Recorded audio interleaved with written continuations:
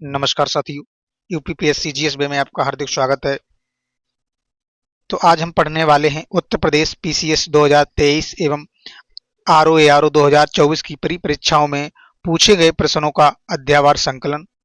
साथियों, इससे हमें ये पता लगेगा कि हमारे आयोग के जो प्रश्न पूछने की प्रकृति है वो कहाँ से ज़्यादा है और कहाँ से कम है। तो आइए चलते हैं। सबसे पहले हम प्राचीन भारत का इतिहास देखते हैं। तो उसका टॉपिक नंबर 1 है भारत की प्रागैतिहासिक संस्कृतियां। तो आइए देखते हैं क्वेश्चन नंबर 1 हमारा क्या है।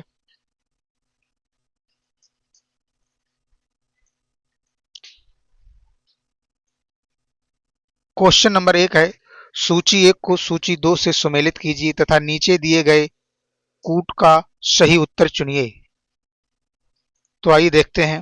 नेवासा, ये सूची 1 में हमारा प्राकृतिक स्थल और सूची 2 में वर्तमान स्थान है। तो नेवासा ये कहाँ पर है? तो ये नेवासा हमारा ये महाराष्ट्र में है। तो 1 का 3 हो जाएगा। ईसमपुर, ईसमपुर ये कहाँ है? तो ये कर्नाटक में है। तो बी का 4 हो जाएगा। और डीडवाना, डीडवाना ये राजस्थान में है। तो सी का 1 हो जाएगा। गुडयाम गुफा ये तमिलनाडु में है। तो डी का 2 हो जाएगा। तो इसका सही जवाब बनेगा option number C, 3 4 1 2। Nevasa Maharashtra में है, ईसमपुर कर्नाटक में है, डीडवाना राजस्थान में है और गुडयाम गुफा तमिलनाडु में है। क्वेश्चन नंबर दूसरा है जो हमारी सिंधु सभ्यता एवं संस्कृति से लिया गया है। क्वेश्चन नंबर 2 है, निम्नलिखित में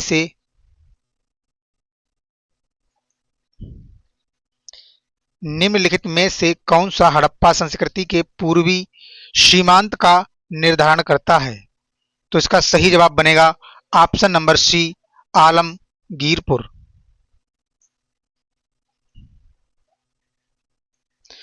हड़प्पा सभ्यता का भौगोलिक विस्तार पूर्व में आलमगीरपुर मेरठ से, पश्चिम में सुतकाडोर तथा उत्तर में मांडा जम्बू से लेकर दक्षिण में नर्मदा नदी दैमाबाद के मुहाने तक था। यह उत्तर से दक्षिण लगभग 1100 किलोमीटर तक था। पूर्व से पश्चिम लगभग 1600 किलोमीटर तक फैली हुई थी। सिंधु घाटी सभ्यता त्रिभुजाकार स्वरूप में थी जिसका क्षेत्रफल लगभग 14 लाख वर्ग किलोमीटर है। प्रश्न नंबर 2 है, प्रश्न नंबर 3 है ऋग वैदिक एवं उत्तर वैदिक काल। तो इससे क्वेश्चन लिया गया है, वैदिक कालीन प्रशासन में भाग 2 कौन अधिकारी था? तो इसका सही जवाब बनेगा ऑप्शन नंबर बी, राजस्व कर जमा करने वाला। वैदिक कालीन प्रशासन में भाग 2 राजस्व जमा करने वाला अधिकारी होता था।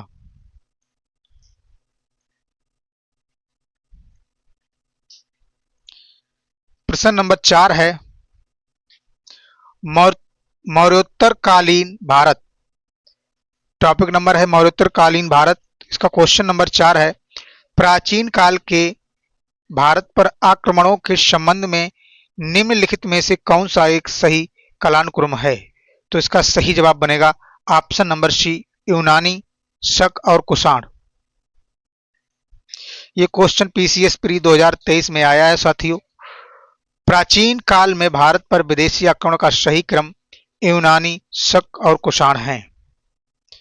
प्रश्न नंबर 5 है जो हमारे गुप्त काल से लिया गया है।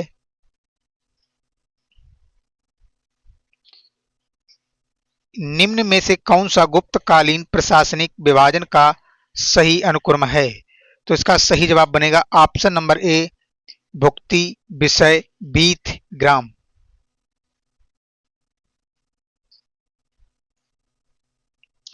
गुप्तकालीन प्रशासनिक विभाजन का सही अनुक्रम इस प्रकार है, भुक्ति, विषय, बीथ, ग्राम।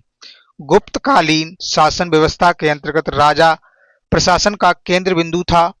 राजकुमारी, राजकुमार, मंत्री और सलाहकार उसकी सहायता करते थे। प्रशासन की सुविधाओं के लिए गुप्त साम्राज्य को प्रांतों में विभाजित किया गया था जिसे भुक्ति कहा जाता था। भुक्ति का विभाजन अनेक जिलों में हुआ था जिसे विषय कहा जाता था तथा इसका स्थान विषयपति होता था। बीथ तहसील स्तर का प्रशासनिक विभाजन था तथा ग्राम सबसे छोटी इकाई थी तथा इसका प्रधान अधिकारी ग्रामिक था। अगला टॉपिक है प्राचीन साहित्य एवं साहित्यिक। तो प्रश्न नंबर 6 है पुराणों के संदर्भ में निम्नलिखित कथनों में से कौन सा सही है। तो इसका सही जवाब बनेगा कथन 1 है विष्णु पुराण से मौर्य वंश की जानकारी मिलती है। और कथन नंबर 2 है वायु पुराण गुप्त वंश की शासन व्यवस्था पर प्रकाश डालता है। तो इसका सही जवाब बनेगा ऑप्शन नंबर ए, एक और दोनों।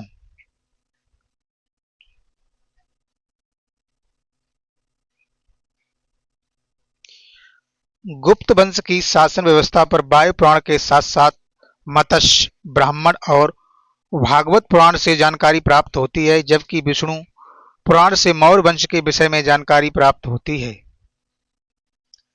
अगला क्वेश्चन है क्वेश्चन नंबर 7 मिलिंद फनहो राजा मिलिंद तथा एक बौद्ध भिक्षु के मध्य संवाद रूप में है यह भिक्षु थे। तो इसका सही जवाब बनेगा ऑप्शन नंबर सी नागसेन।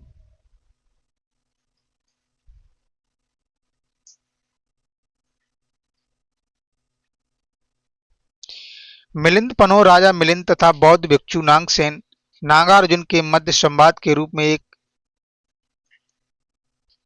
ग्रंथ है। नागसेन को नागार्जुन के नाम से भी संबोधित किया जाता है। नोट आयोग ने विकल्प सी ही सही माना है।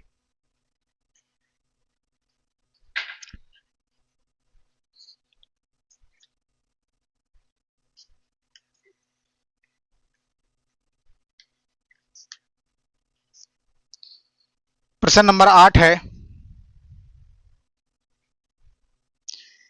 चरक संहिता कितने अध्याय और खंडों में विभाजित है। तो इसका सही जवाब बनेगा ऑप्शन नंबर ए 120 अध्याय और 8 खंड।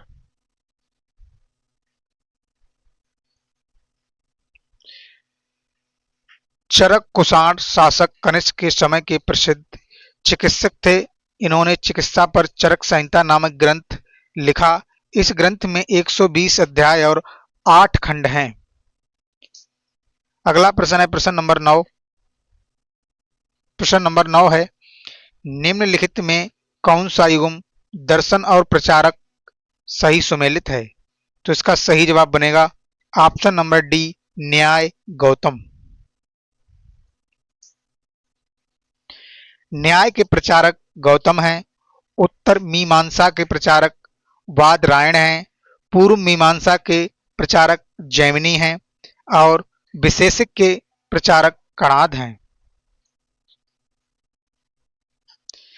प्रश्न नंबर 10 है मिरात ए सिकंदरी पुस्तक के संदर्भ में कौन सा कथन सत्य है।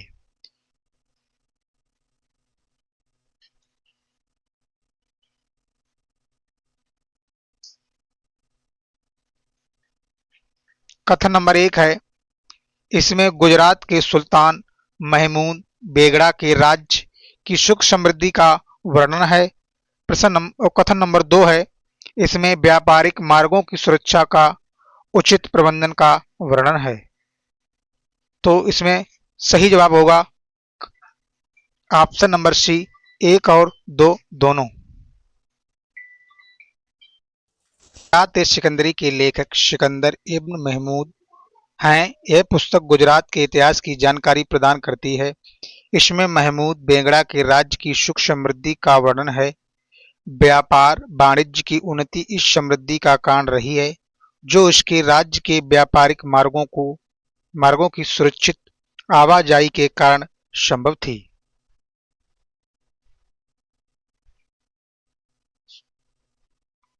प्रश्न नंबर 11 है जो पूर्व मध्यकाल से लिया गया है।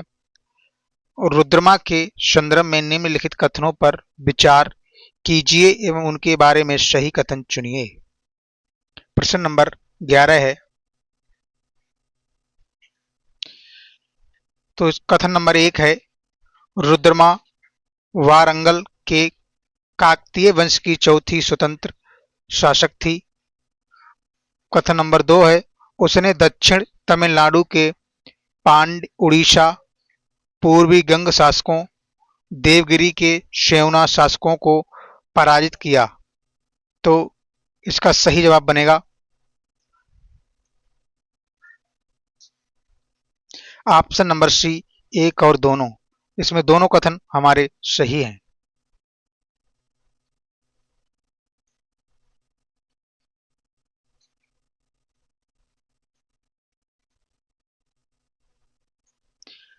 रुद्रमा वारंगल के काकतीय वंश की चतुर्थ स्वतंत्र शासिका थी। इनके पूर्व गणपत महादेव एवं रुद्र प्रथम स्वतंत्र काकतीय शासक रहे हैं। रुद्रमा ने अपने साम्राज्य की सुरक्षा और साम्राज्य विस्तार हेतु पांड्य गंग एवं सेवना शासकों को पराजित किया। इटली निवासी मार्को पोलो ने रुद्रमा के प्रशासनिक क्षमता की बहुत प्रशंसा की है।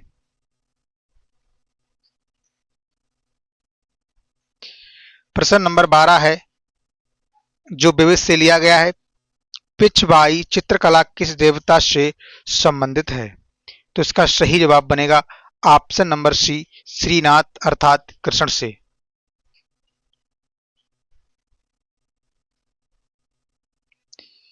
पिछवाई चित्रकला श्रीनाथ जी यानी कृष्ण देवता से संबंधित है। पिछवाई पेंटिंग पारंपरिक पारंपरिक भारतीय कला का एक रूप है जिसकी उत्पत्ति भारत के राजस्थान के नाथद्वार शहर में 400 साल पहले हुई थी। इन्हें आमतौर पर श्रीनाथ जी की मूर्ति के पीछे लटकाया जाता है जो कृष्ण का एक स्थानीय रूप है। पिछवाई पेंटिंग में जटिल डिजाइन और जीवंत रंग होते हैं जो भगवान कृष्ण के जीवन लीला को दर्शाते हैं। प्रश्न नंबर 13 है साथियों, सूची 1 को सूची 2 से सुमेलित कीजिए एवं नीचे दिए गए कूट का प्रयोग कर सही उत्तर का चयन कीजिए। सूची 1 में हमारा चित्रकारी और सूची 2 में राज्य दिए गए हैं। तो मधुबनी ये कहां पर है? तो मधुबनी जो चित्रकारी है वो बिहार में मिलती है। लेपाक्षी ये आंध्र प्रदेश में मिलती है और पटचित्र हमारे ये उड़ीसा में मिलते हैं और वारली ये महाराष्ट्र में मिलती है। तो इसका सही जवाब बनेगा ऑप्शन नंबर डी, 4 3 1 2।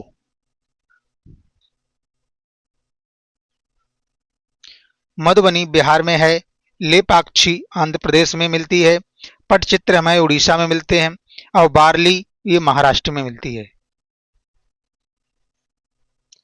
फिर वह साथियों फिर मिलान करने वाला, सूची 1 को सूची 2 से सुमेलित कीजिए, नीचे दिए गए कूट का प्रयोग कर सही उत्तर का चयन कीजिए। और सूची 1 में नृत्य दिए गए हैं और सूची 2 में राज्य दिए गए हैं। तो भारतनाट्यम ये कहां पर मिलता है? तो भारतनाट्यम ये हमारा तमिलनाडु में मिलता है। तो ए का एक ऑप्शन ए का पहला सही हो जाएगा। कुचिपुड़ी ये कहां पर है? सॉरी ये गलत हो गया।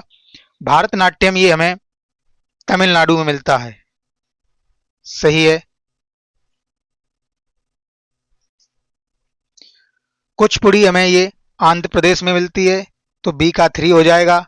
सत्रिया ये असम में है। तो सी का 4 हो जाएगा। कथक उत्तर प्रदेश में है। तो इसका सही जवाब बनेगा option number A, 1 3 4 2। Bharatanatyam Tamil Nadu, Kuchipudi Andhra Pradesh राज्य में है, सत्रिया ये असम राज्य में है और कथक उत्तर प्रदेश में मिलता है।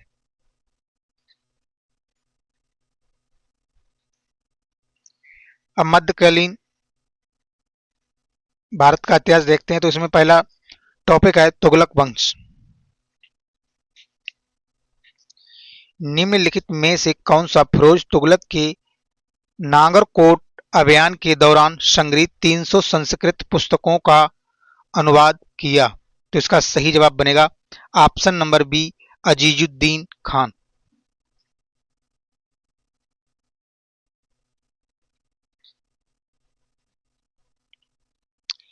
दलाइल ए फिरोज शाही फारसी भाषा में लिखा गया ग्रंथ है। इसकी रचना फिरोज शाह तुगलक के आदेश पर उसके दरबारी कवि अजूजुद्दीन खालिद खानी ने की थी। इसमें विभिन्न विषयों के 300 संस्कृत ग्रंथों का अनुवाद है। ये ग्रंथ फिरोज शाह तुगलक को नगरकोट के निकट ज्वालामुखी मंदिर से प्राप्त हुए थे। प्रश्न नंबर 16 है जो सैयद एवं लोदी वंश से लिया गया है। सैयद वंश के सुल्तानों का सही कालानुक्रम क्या है?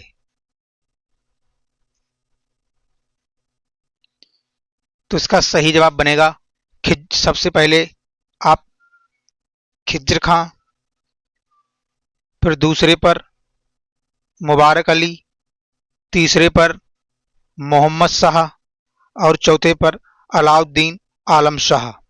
तो सही कूट बनेगा हमारा ऑप्शन नंबर सी, 1 3 2 4।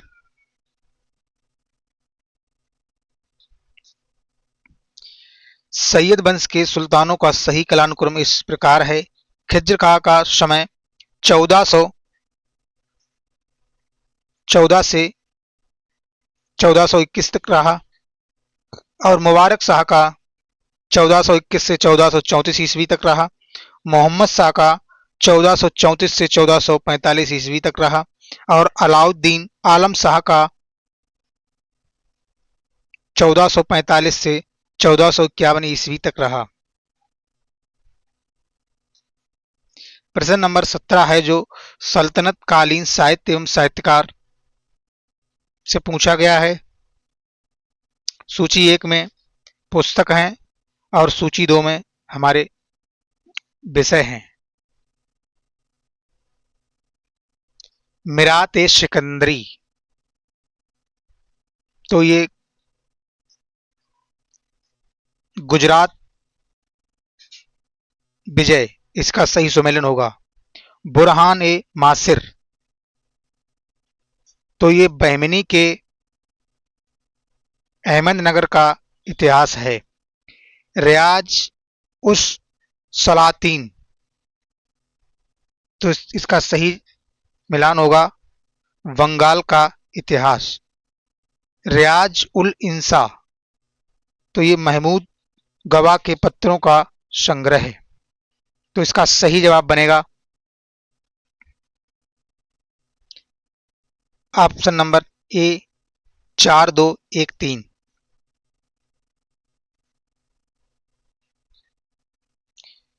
मिरात ए सिकंदरी का विषय गुजरात विजय है। बुरहान ए मासिर का विषय बहमनी के अहमदनगर का इतिहास और रियाज उस सलातिन का विषय बंगाल का इतिहास है। रियाज उल इंसा का विषय महमूद गवाह के पत्रों का संग्रह है।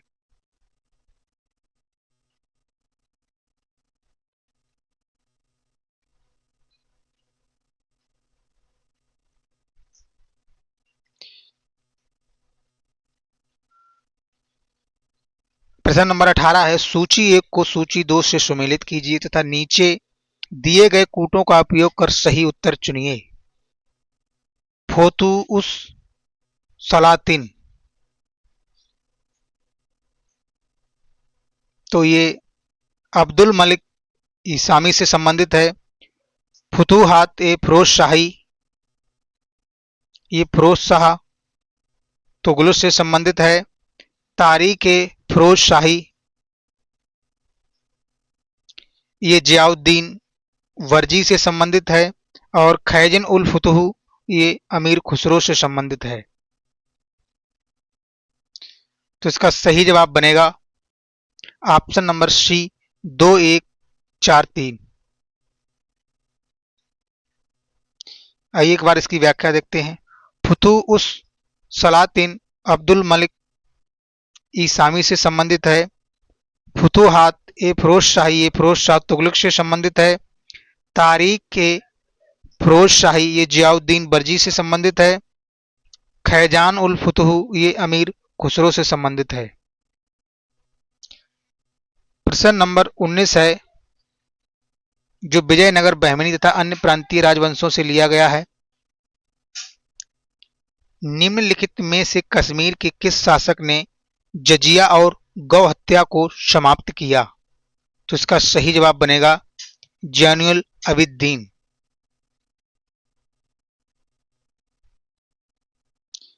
कश्मीर के शासक जैनुल अबिदीन ने अपनी धार्मिक सहिष्णुता और लोक कल्याणकारी नीतियों के लिए जाना जाता है। उसने कश्मीर के हिंदुओं पर जजिया कर समाप्त कर दिया था। हालांकि वह एक मुस्लिम शासक था। उसने गायों के वध पर प्रतिबंध लगा दिया, स्त्रियों को सती होने की अनुमति दी थी। इसने संस्कृत भाषा और साहित्य को संरक्षण दिया था। अबिदीन फारसी, संस्कृत और तिब्बती भाषा का जानकार था। प्रश्न नंबर 20 है नीचे दो कथन दिए गए हैं, एक को अभिकथन ए और दूसरे को कारण आर कहा गया है। अभिकथन है जौनपुर को सिराज ए हिंद के नाम से जानते हैं। तो ये कथन हमारा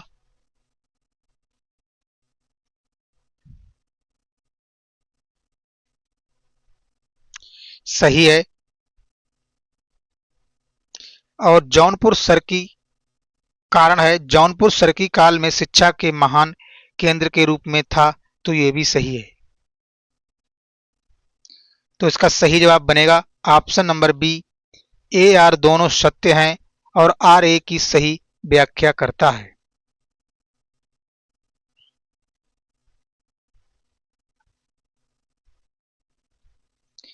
जौनपुर को सिराज ए हिंद के नाम से जानते हैं। जौनपुर सरकी काल में शिक्षा के महान केंद्र के रूप में था, अतः ए और आर दोनों सत्य हैं और आर ए की सही व्याख्या कर रहा है। सिराज ए हिंद जौनपुर का ऐतिहासिक नाम है। फिरोज शाह तुगलक ने शहर की स्थापना की थी और इसका नाम मोहम्मद बिन तुगलक की स्मृति में रखा था, जिसका वास्तविक नाम जौना खान था।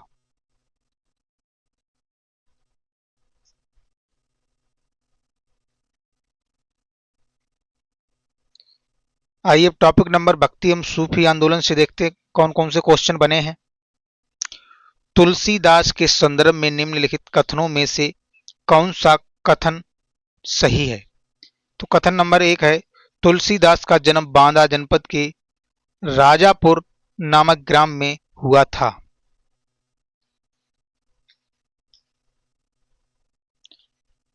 और कथन नंबर 2 है उनकी पत्नी का नाम गीतावली था।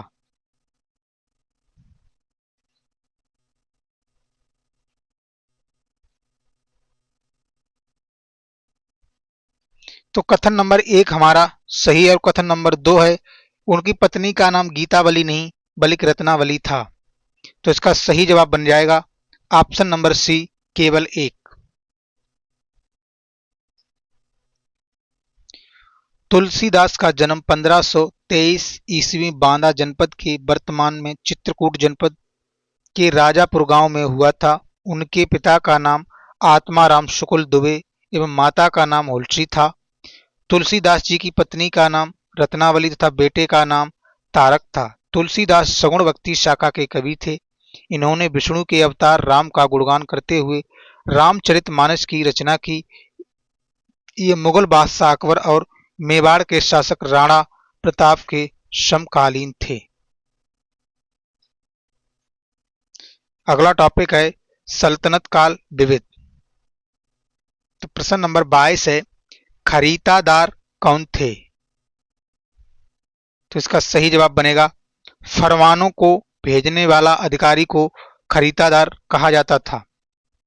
खरीदादार सल्तनत काल में फरमान भेजने वाले को अधिकारी को कहते थे। प्रश्न नंबर 23 है निम्नलिखित में से कौन सा सही सुमेलित नहीं है? तो इसका सही जवाब बनेगा option number B, Hamida Bano Begum Alauddin Khilji की पत्नी थी। तो ये हमारा गलत है। आइए इसकी व्याख्या देखते हैं। हमीदा बानु बेगम मुगल सम्राट अकबर की माता तथा हुमायूं की पत्नी थी। गुलबदन बेगम बाबर की पुत्री, रजिया इल्तुतमिश की पुत्री और शाह तुर्कन इल्तुतमिश की पत्नी थी। अतः विकल्प बी गलत है, शेष तीनों विकल्प सही हैं। प्रश्न नंबर 24 है जो जहांगीर एवं शाहजहां से लिया गया है। कैप्टन हॉकिंस के संदर्भ में निम्नलिखित कथनों में से कौन सा सही है? वह कथन एक है, 1611 में जेम्स प्रथम के दूत के समय दूत के रूप में भारत आया। और कथन नंबर दो, वह तुर्की भाषा का बहुत अच्छा ज्ञाता था। तो इसका सही जवाब बनेगा ऑप्शन नंबर ए, ना तो एक और ना ही दो। आइए इसकी व्याख्या देखते हैं। कैप्टन हॉकिंस 1608 ईस्वी में भारत में जहांगीर के दरबार में उपस्थित हुआ था और वह तुर्की और फारसी भाषा का अच्छा जानकार था। अतः कथन एक असत्य है जबकि दो सत्य है, लेकिन आयोग ने इस प्रश्न का सही उत्तर विकल्प ए को माना है।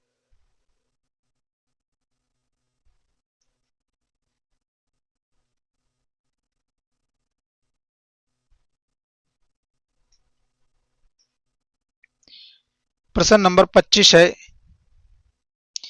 निम्नलिखित मुगल शासकों पर विचार कीजिए तथा उनको कालानुक्रम अनुसार व्यवस्थित कीजिए।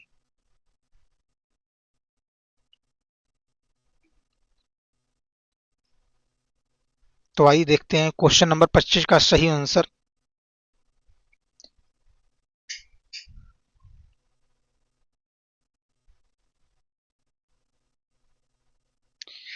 तो इसका सही होगा, पहले आप बहादुर शाह, जिनका कलान जिनका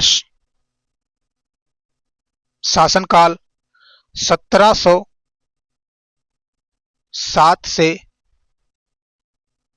1712 ईस्वी तक रहा। और उसके बाद दूसरा हुआ जहांदार शाह, जिनका शासनकाल 1712 से 1713 ईस्वी तक रहा। इसके बाद फर्रुखसियर का शासनकाल 1713 से 1719 तक रहा। इसके बाद मोहम्मद शाह का शासनकाल 1719 से 1748 तक रहा। तो इसका सही जवाब बनेगा ऑप्शन नंबर ए, 3214। बहादुर शाह का शासनकाल 1707 से 1712 ईस्वी तक रहा। जहांदार शाह का 1712 से 1713 ईस्वी तक रहा। फर्रुखसियर का शासनकाल 1713 से 1719 तक रहा। और मोहम्मद शाह का शासनकाल 1719 से 1748 तक रहा।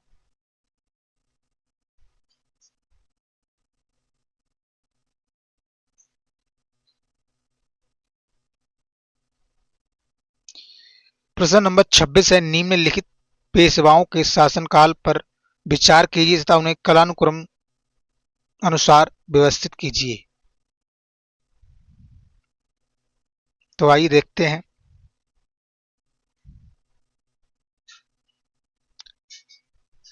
बालाजी विश्वनाथ का जो शासनकाल था वो 1713 से 1720 ईस्वी तक रहा। तो नंबर एक पर यही हो जाएगा। और इसके बाद बाजीराव प्रथम का जो शासनकाल था वो 1720 से 1740 तक था। इसके बाद तीन पर आए गए माधव राव प्रथम, जिनका शासनकाल 1761 से 1772 तक रहा। सबसे लास्ट में नारायण राव, जिनका शासनकाल 1772 से 1773 तक रहा।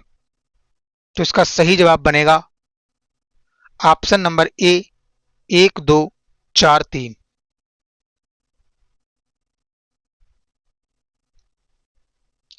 बालाजी विश्वनाथ का शासनकाल 1713 से 1720 तक रहा। बाजीराव प्रथम का शासनकाल 1720 से 1740 तक रहा। माधव राव का जो शासनकाल था वो 1761 से 1772 तक रहा। नारायण राव का जो शासनकाल था वो 1772 से 1773 तक रहा। Thanks for watching.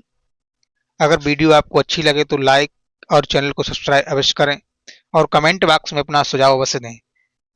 जो अगला है वह हमारा आधुनिक भारत का इतिहास, वो हम अगले वीडियो में देखेंगे। तब तक के लिए धन्यवाद।